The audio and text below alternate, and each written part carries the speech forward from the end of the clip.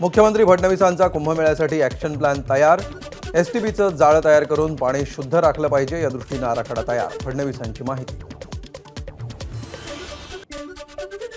सिंहस्थ कुंभमेळ्यासाठी यूपीप्रमाणे कायदा तयार करणार. मेळा प्राधिकरणाचीही होणार स्थापना. मुख्यमंत्री फडणवीस यांची माहिती. कुशावर्त तीर्थाचं पाणी बघून फडणवीसांकडून नाराजी व्यक्त. कुशावर्त तीर्थाचं पाणी स्वच्छ करण्याच्या फडणवीसांनी दिल्या सूचना. मुख्यमंत्री फडणवीसांच्या अध्यक्षतेखाली नाशिकमध्ये कुंभमेळा आढावा बैठक पार पडली. त्र्यंबकेश्वरच्या विकासासाठी निधी कमी पडू न देण्याचा निर्णय. राज ठाकरेंकडून पक्ष संघटनेत बदल. मुंबईच्या शहर अध्यक्षपदी संदीप देशपांडे, दक्षिण मुंबईच्या उपशहर अध्यक्षपदी यशवंत केल्लेदार, मुंबई पश्चिम उपनगराची जबाबदारी कुणाल माइंडकर, तर मुंबई पूर्व उपनगराची जबाबदारी योगेश सावंत यांच्याकडे. अमित ठाकरेंकडे मनसेच्या सर्व शाखाध्यक्षांची जबाबदारी. याशिवाय बाळा नांदगावकर, नितीन सरदेसाई, अविनाश अभ्यंकर यांच्यासह आणखी काही नेत्यांना मनसेच्या केंद्रीय समितीत स्थान. ही समिती सर्व विभाग अध्यक्षांवर लक्ष ठेवेल. ठाण्यात मनसेकडून विभाग अध्यक्षांसाठी प्रकाश भोईर, राजू पाटील आणि अन्य महत्त्वाचे नेते असतील. ठाणे महापालिकेतील उपविभाग अध्यक्षांसाठी पुष्कर विचारे, गजानन काळे आणि अन्य पदाधिकारी समन्वयक असतील. मिशन महापालिकेसाठी 2 एप्रिलनंतर पत्रकार परिषद घेऊन प्लॅनिंग सांगू. मनसे नेते संदीप देशपांडेंची माहिती. येणाऱ्या 6 महिन्यांमध्ये मनसेचं वेगळेपण दिसेल, देशपांडेंचं वक्तव्य. रत्नागिरीत मनसेच्या वैभव खेडेकरांना शिवसैनिकांची साथ. मनसेचे सरचिटणीस वैभव खेडेकर आणि संजय कदम समर्थक यांच्यातल्या मैत्रीपूर्ण जुगलबंदीचा व्हिडिओ सोशल मीडियावर व्हायरल. अभिनेता सुशांत सिंग राजपूतची आत्महत्याच. सीबीआयनं दाखल केला क्लोजर रिपोर्ट. रिया चक्रवर्ती आणि इतर आरोपींना क्लीन चिट. सुशांत सिंग राजपूतच्या मृत्यूप्रकरणी कोणताही कट नसल्याचा सीबीआयचा दावा. क्लोजर रिपोर्टला काहीही कायदेशीर व्हॅल्यू नाही. सतीश सालियन यांचे वकील निलेश ओझांची माहिती. सुशांतच्या मृत्यूच्या क्लोजर रिपोर्टचा दिशाच्या केसशी काही संबंध येणार नाही, ओझांचं वक्तव्य. दिशा सालियन आणि सुशांत सिंग या दोघांच्याही आत्महत्याच. संजय राऊतांचं वक्तव्य. भाजपवाले राजकारण करायला मृतांनाही सोडत नाहीत. चांगल्या घरातल्या लोकांवरही चिखलफेक करतायत. राऊतांकडून संताप व्यक्त. नाशिक जिल्ह्याला पालकमंत्री जाहीर होत नाही तोपर्यंत मुख्यमंत्र्यांकडेच जिल्ह्याचा चार्ज. मुख्यमंत्री फडणवीसांचं वक्तव्य. तर पालकमंत्री पदाबाबत लवकरच निर्णय घेऊ. चर्चा अंतिम टप्प्यात, फडणवीसांची माहिती. अनुसूचित जाती जमाती आयोगाचे उपाध्यक्ष धर्मपाल मेश्राम यांनी घेतली सतीश भोसलेंच्या कुटुंबियांची भेट. भोसलेच्या बाहेरील साहित्याची जाळपोळ करण्यात आलेली होती आणि त्यानंतर मेश्राम भोसले कुटुंबियांची भेटली. एक खोक्याबाई काय घेऊन फसला. विधानसभेमध्ये सगळेच खोक्याबाई भरलेत म्हणून सगळे विषय बाजूला राहिले. राज ठाकरेंचा टोला.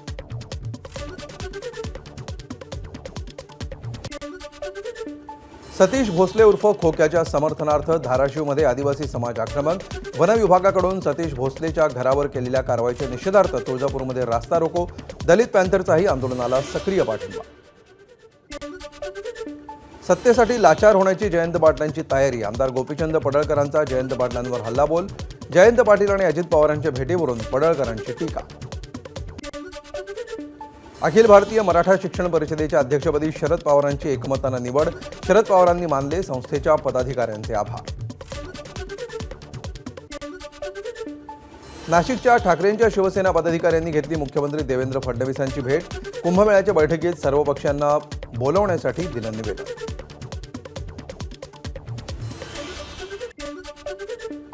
मुख्यमंत्री फडणवीसांच्या दौऱ्यामध्ये अधिकारी आणि नेत्यांची चांगलीच दमछाक.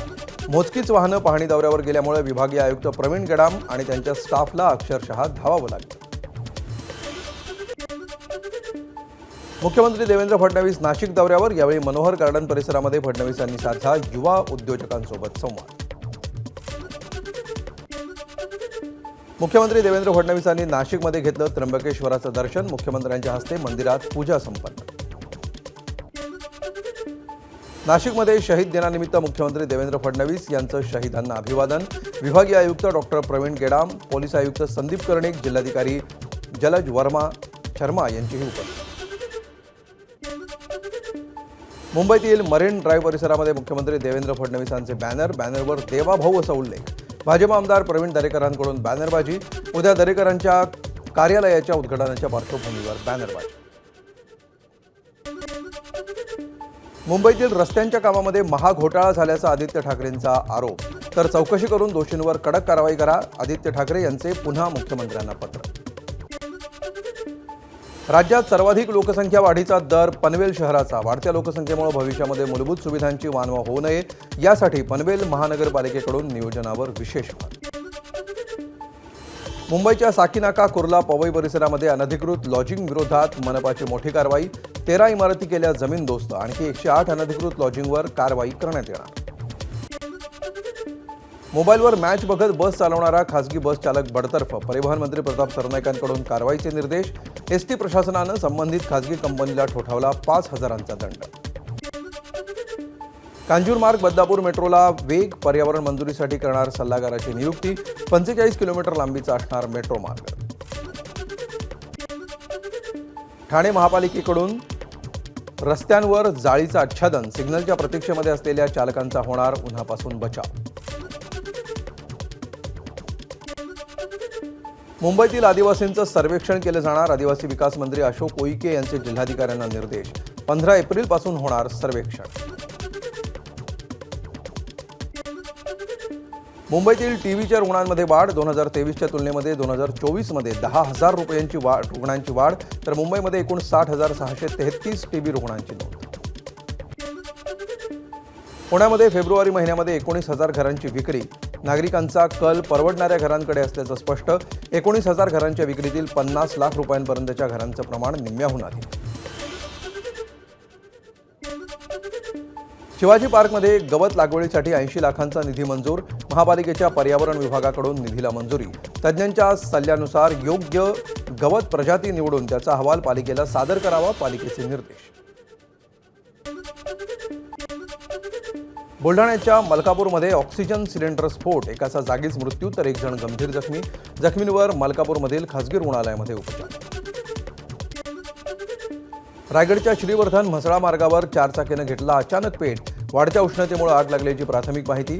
सुदैवानं कोणतीही जीवितहानी नाही.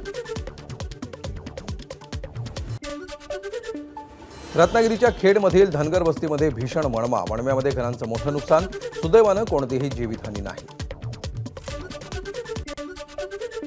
मुंबई गोवा महामार्गावरील भोसते घाटामध्ये तिहेरी अपघात. कंटेनर, टेम्पो आणि कारचा तिहेरी अपघात. ट्रक 200 फूट खोल दरीत कोसळला. अपघातामध्ये 7 जण जखमी. कराडमधील भेदा चौकामध्ये ट्रक चालकाचं नियंत्रण सुटल्यामुळे अपघात. पार्किंगमध्ये उभ्या असलेल्या 2 दुचाकींचं नुकसान. अपघातानंतर ट्रक चालक फरार. वाशिममध्ये ट्रॅव्हल्सची कारला धडक. धडकेमध्ये 3 प्रवासी गंभीर जखमी. ट्रॅव्हल्स चालक अपघातानंतर फरार. रायगडच्या हरिहरेश्वर समुद्रामध्ये एक पर्यटक महिला बुडाली. रेस्क्यू टीमकडून बुडवणाऱ्या महिलेला वाचवण्याचे शर्थीचे प्रयत्न. पाण्याचा अंदाज न आल्यामुळे महिला पाण्यात बुडाली. बोगस डॉक्टरच्या उपचारामुळे महिला गंभीर. गर्भपाताच्या गोळ्या दिल्यामुळे अतिरक्तस्राव. डॉक्टर शंकर कुंभार विरोधात गुन्हा दाखल. रायगड जिल्ह्यातील श्रीवर्धन तालुक्यातला प्रकार. नागपूरमधली संचारबंदी उठवली. गेल्या सोमवारपासून 11 पोलीस स्टेशनच्या हद्दीमध्ये संचारबंदी लागू होती. अखेर 6 दिवसांनंतर संचारबंदी पूर्णपणे उठवली. धाराशिव जिल्ह्यातल्या 170 मराठा आंदोलकांवरील गुन्हे निकाली. 13 प्रकारच्या गुन्ह्यातून मराठा आंदोलकांची निर्दोष मुक्तता. मराठा आरक्षण आणि मनोज जरांगेंच्या समर्थनार्थ करण्यात आलेल्या आंदोलनादरम्यान दाखल करण्यात आले होते गुन्हे. तिसऱ्या दिवशी बच्चू कडूंचं अन्नत्याग आंदोलन मागे. मंत्री भरत गोगावलेंच्या मध्यस्थीनं आंदोलन मागे घेण्याचा निर्णय. सरकार दिव्यांग बांधवांसाठी सकारात्मक विचार करून योग्य निर्णय घेईल. गोगावलेंचं कडूंना आश्वासन. सोलापूरमधील माढामध्ये शेतीच्या वादातून शेतकऱ्याची हत्या. संशयित आरोपीच्या अटकेसाठी पीडिताच्या कुटुंबियांचं माढा पोलीस ठाण्यासमोर 2 तासांहून अधिक काळ आंदोलन.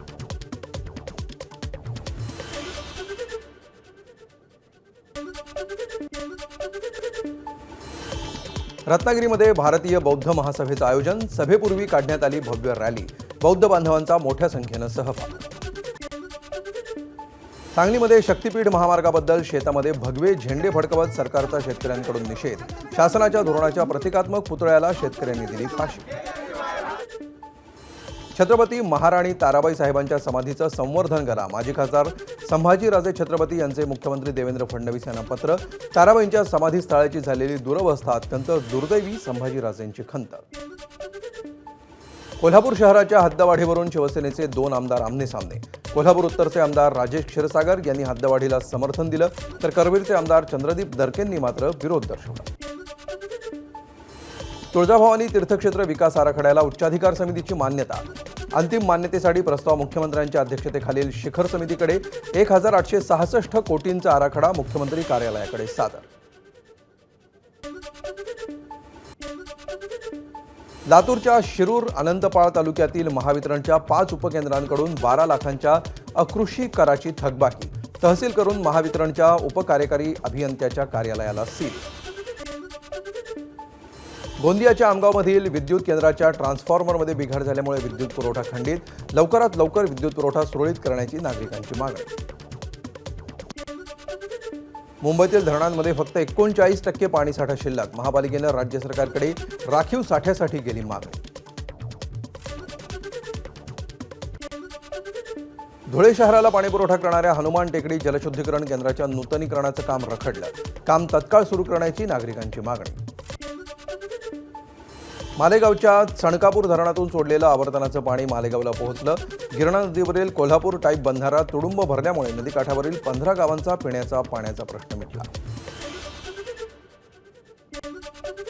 मदत आणि पुनर्वसन मंत्री मकरंद पाटलांकडे धरणग्रस्तांची मागणी. वांग मराठवाडी येथील अनेक सुविधांचा लवकरात लवकर प्रश्न मार्गी लावण्याची मागणी. मंत्री मकरंद पाटलांचे जिल्हाधिकाऱ्यांना प्रस्ताव देण्याची सूचना. कोकणातील स्थानिक बाजारपेठेमध्ये हापूस दाखल. हापूसचे दर मात्र सर्वसामान्यांच्या आवाक्याबाहेर.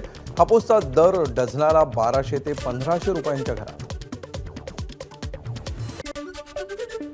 लाल मिरचीच्या भावात घसरण. एपीएमसीमध्ये लाल मिरचीची आवक वाढल्यामुळे भावात घसरण झाल्याची माहिती.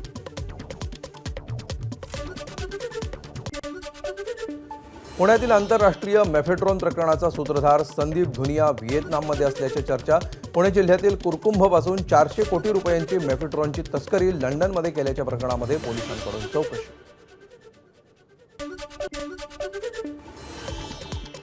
HSRP नंबर प्लेटसाठी बनावट संकेतस्थळ. सायबर फसवणुकीचा नवा प्रकार उघड. पोलिसांमध्ये गुन्हा दाखल. अकोल्यामध्ये सायकलच्या दुकानातून 1,15 लाखांची रोख रक्कम जप्त. रक्कम हवालाची असल्याची शक्यता. प्रकरणामध्ये पोलिसांचा पुढील तपास सुरू.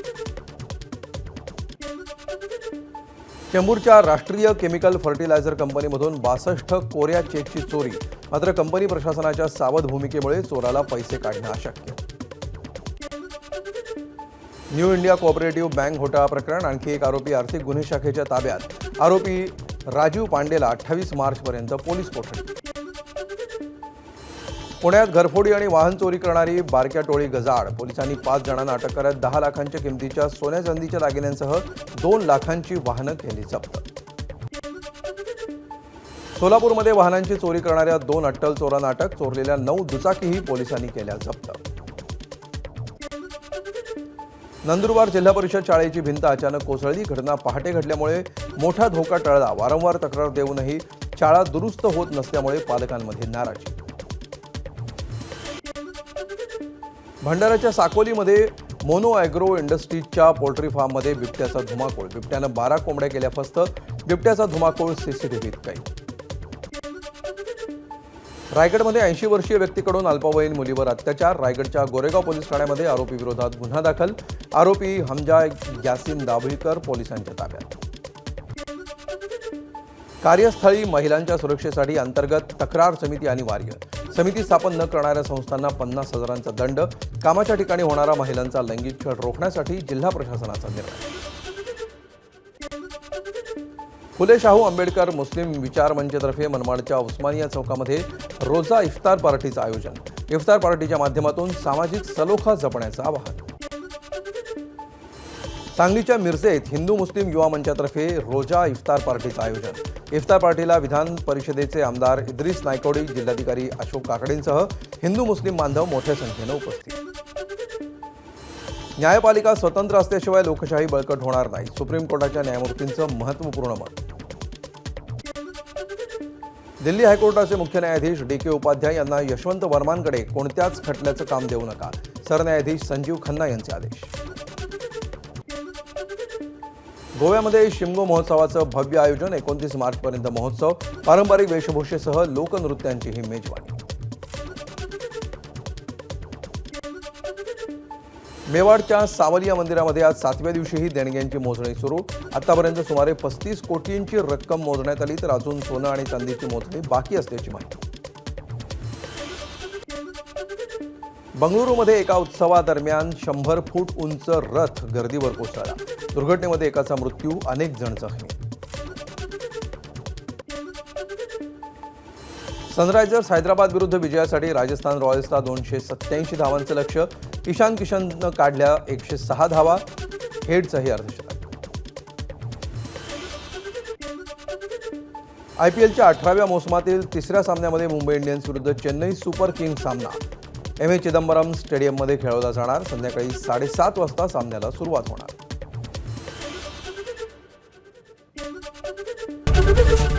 ABP माझा, उघडा डोळे बघा नीट.